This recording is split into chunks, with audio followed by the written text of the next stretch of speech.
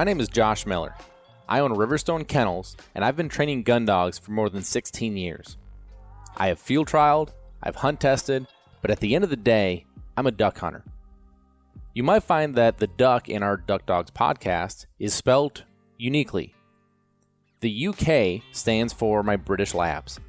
I love my British Labs. I love what they offer me, both as a part of my family and the high motor in the field. As you're going to find, I have some pretty special dogs.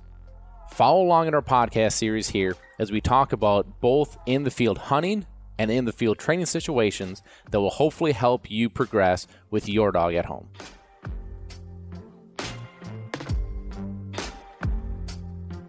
Welcome back to Duck Dogs, everybody. I'm your host, Josh Miller. And before I get rolling here, I'd like to take a moment to thank our sponsors, specifically our presenting sponsor, Eukanuba. Eukanuba Premium Performance Sport 3020. That's the blend of food that I feed my personal dogs here at home, as well as the dogs at the kennel. So significant difference from different foods that I had seen in the past between weight and energy level and coat and recovery time. I really can't say enough good things about it. So go check them out. Eukanuba Sport 3020. They also have a 2616 if you're looking for something that is a little lighter on the protein fat ratio. So thank you to Eukanuba. This podcast does not happen without them. Also thank you to Gun Dog Supply. Gun Dog Supply is your one-stop shop for all of your hunting and training needs. They are run by fantastic people with a great team. Very, very proud to have them as sponsors of the show, but also as close friends. So go check them out, www.gundogsupply.com. So we're heading into the last stretch of the season, and this is, I'll tell you where I'm at right now, and I get like this every year.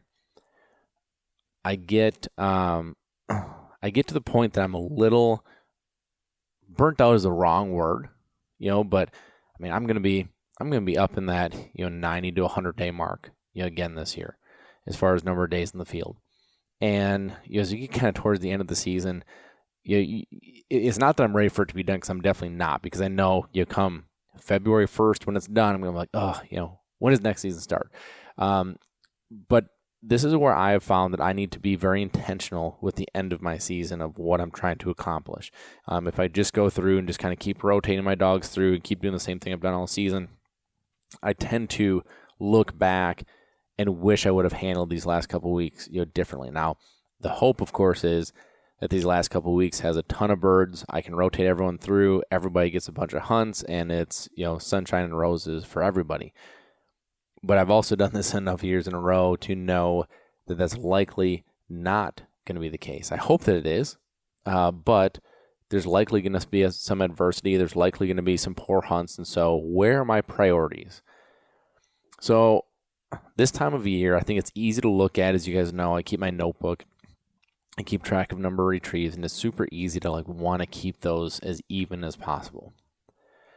But as I head in the last couple of weeks, I have 3 priorities that are at the top of my list. Okay. The first one being Clyde.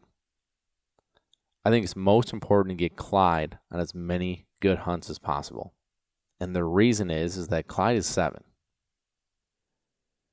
If you've had an older dog, you know how quickly things can go downhill. And this is the stuff that none of us like talking about, right? None of us like talking about that end of life sounds so harsh, but it is, right? I mean, nobody likes seeing our dogs slow down, especially when their legs say no, but their heart says yes. None of us like that. But I can tell you that I like it a lot less when I look back. If something like that were to happen next season, I would really regret not making sure he was on more good hunts to finish this season. Especially, Clyde just has this way about him that, and a lot of you guys that follow, me or follow Riverstone Kennels on social media, you've seen it. You've seen this dog genuinely look happy when he's working. You just see it oozing out of him. He just loves, there's nothing else on this earth that he would rather do than go work, go retrieve, and go be in that field. You can't teach that.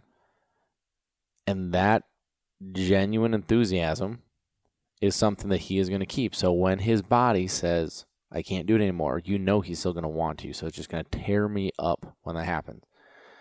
So that's why he's going to be, one of my top priorities. My next top priority is going to be Brock, because as hard as it is to say, he's 6. Actually, to be honest with you, I thought he was 5.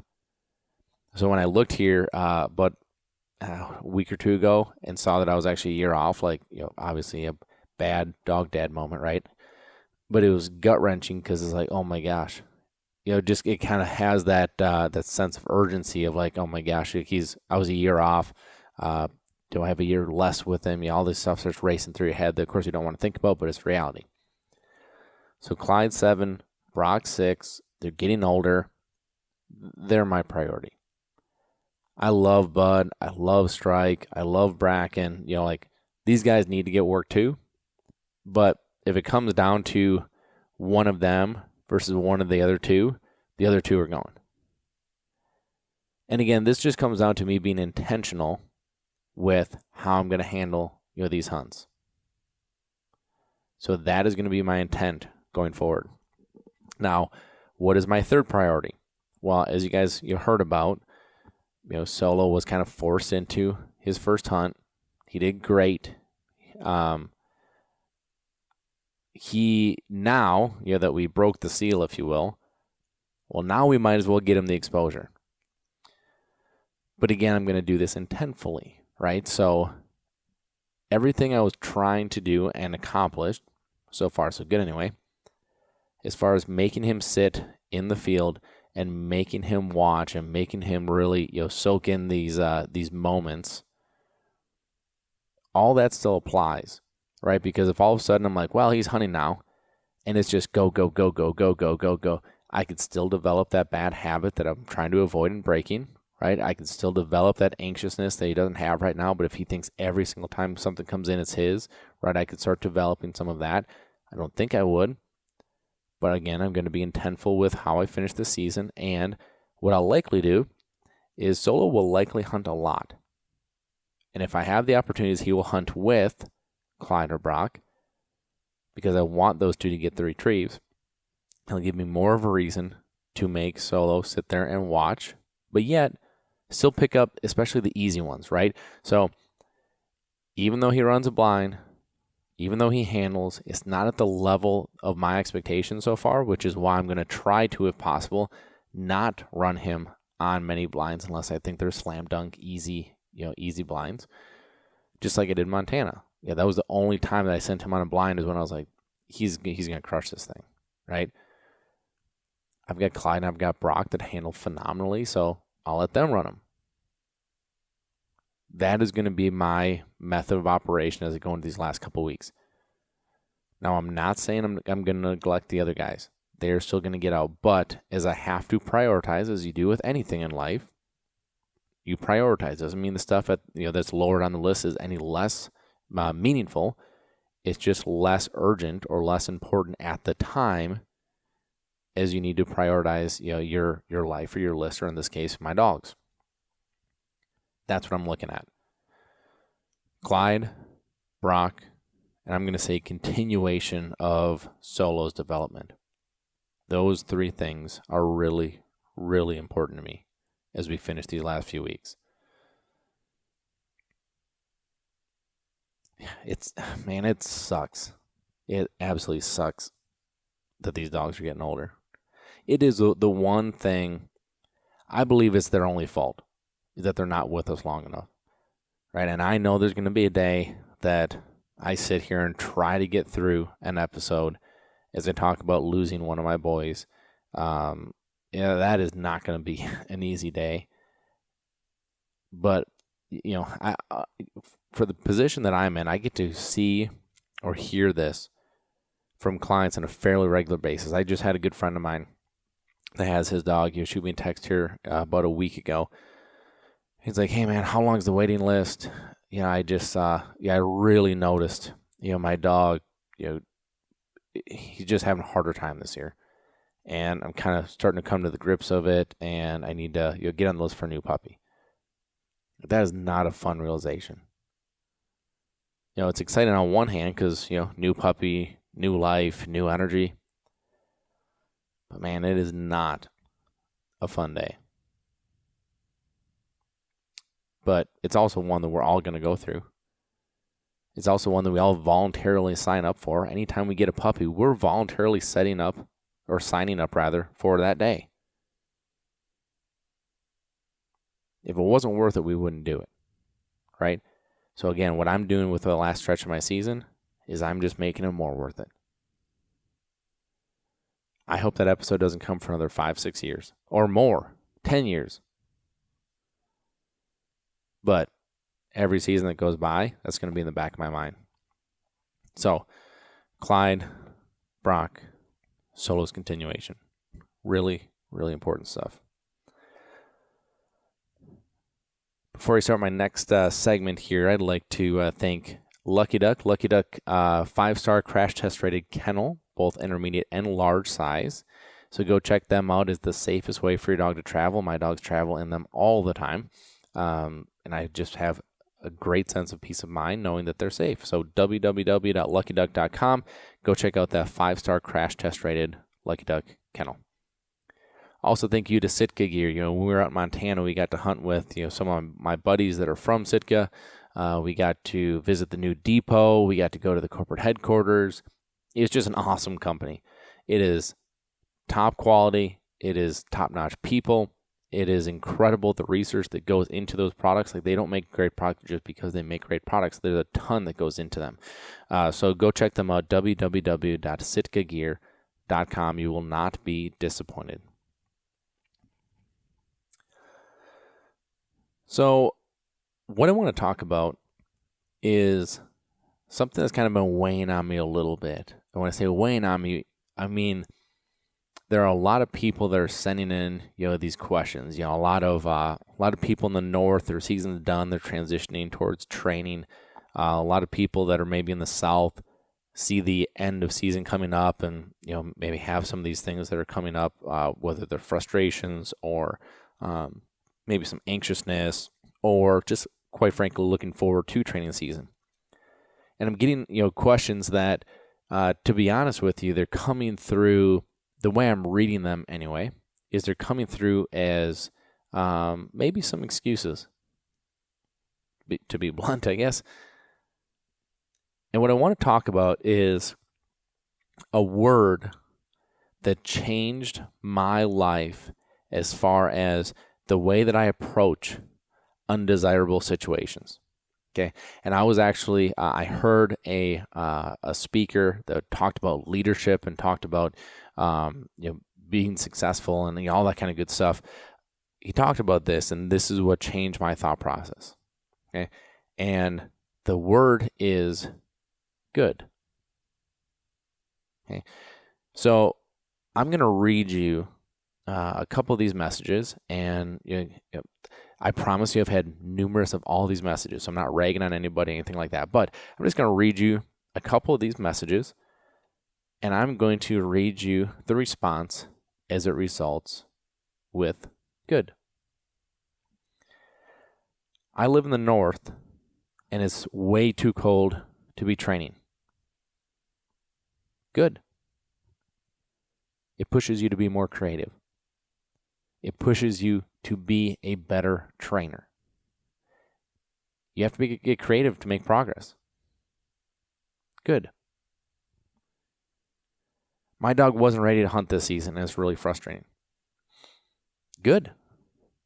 It's a whole nother year to get better before you hit the field. We had a terrible hunting season. Birds were just not there. Good. It's a lot of patience work, a lot of steadiness. And when you do finally have that banger next year, it will be that much sweeter. Good.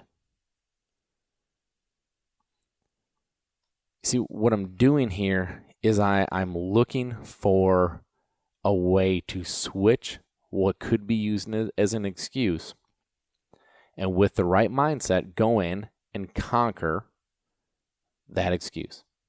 Okay? Because here's the reality. We are a coach for our dog.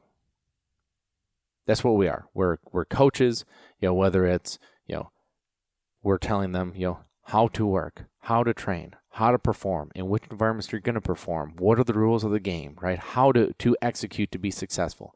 We're coaches. Excuses do no one any good. I don't think I ever had a single good coach that ever blamed a referee, that ever blamed the weather for a loss. Because good coaches know that those are just excuses. Ref made a call at the end of the game. There was a terrible call and literally lost us the game. Didn't lose us the game. If we would have made more plays during the game, we would have never been in that situation. Good.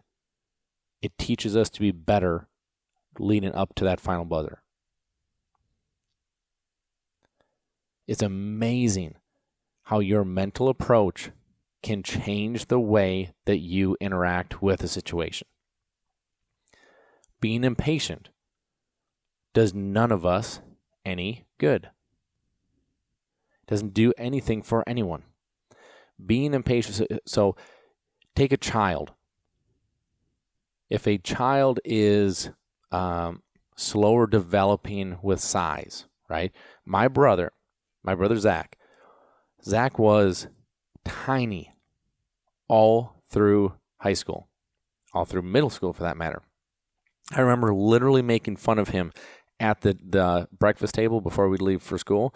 As we'd finish, I would slide the cereal box over to him being like, "Hey, you want something to wear to school today?" Just completely ragging on him for being so tiny. I remember him playing in a basketball game.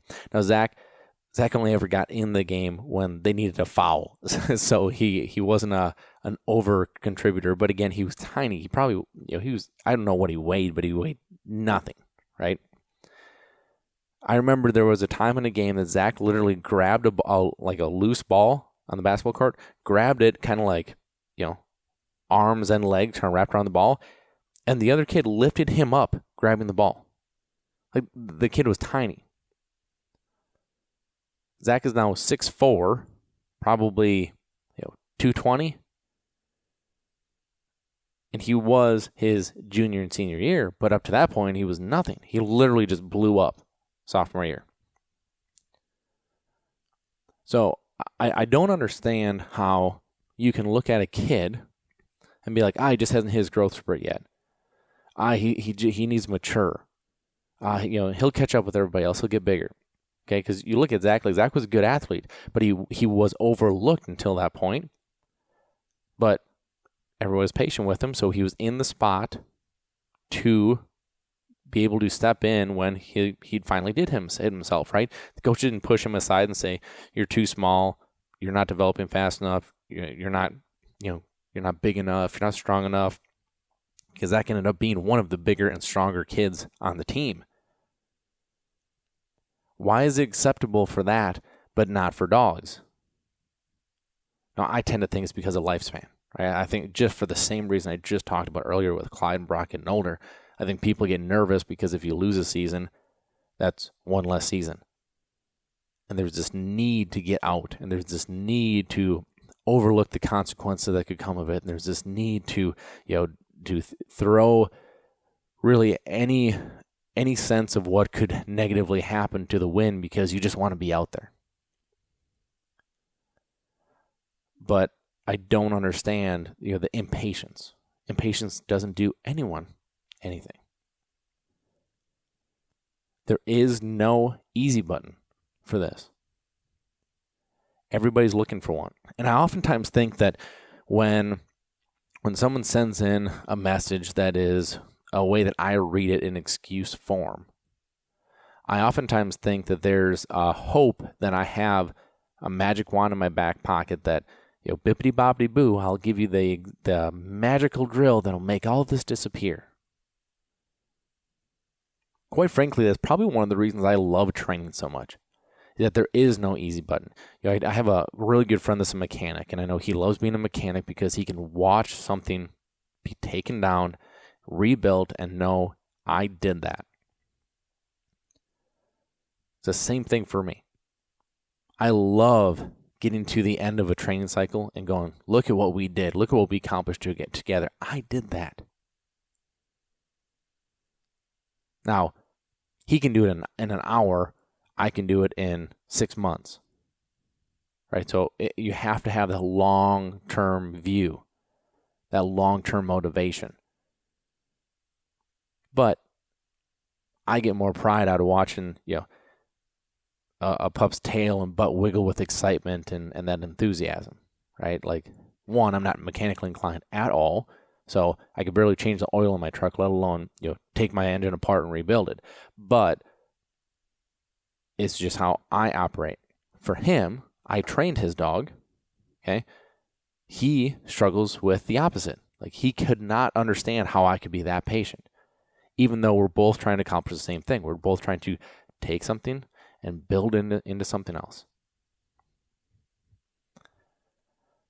I think the reason I want to challenge you to embrace the word good is because if you don't, let's just go back to one of these. So we had a terrible bird year.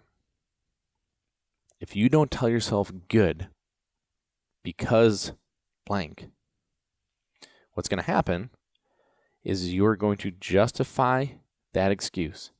You're going to allow that excuse to be truth. You're going to allow that excuse to be what you lean on going forward for any shortcoming. And you will find yourself at the beginning of next year likely no further along than what you are right now. Boy, he's not being steady again. Yeah, well, last year was just awful. Right? We just didn't have the birds, didn't have the experience. Right? He's not marking well. Right? He's distracted by the decoys. Yeah, well, we just didn't have a good year last year. Like, that's not okay. Don't get caught in that trap. Use that word good. Because what it does is it challenges you to step up. And it challenges you to find the way through all the leaves in the jungle and get to the other side. Cross the river. Don't get stuck here. If you do that, I promise you will have a more successful training season. Use the word good. Implement it into your training. Implement it into your everyday life. Good. Embrace the challenges. Conquer them. Go be successful. Have a great week. I'll talk to you next week. Thanks for listening. Be sure to follow us on Facebook and Instagram. Leave us a review on iTunes. And a special thank you to DUK, because without them, we couldn't do what we do here, bringing this information to you.